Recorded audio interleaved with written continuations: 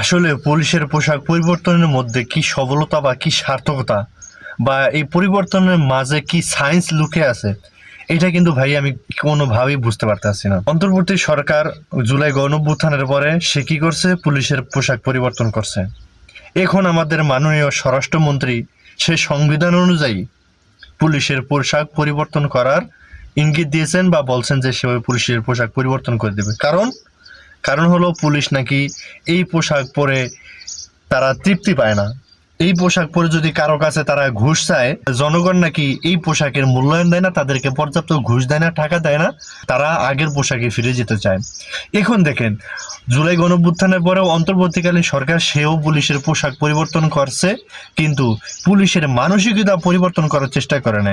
ঠিক সেই পদে হাঁটছে বিএনপি সরকার। পুলিশের মানসিকতা পরিবর্তন করার কথা সালাউদ্দিন সাহেব বলে না, সে বলে পোশাক পরিবর্তন করবে।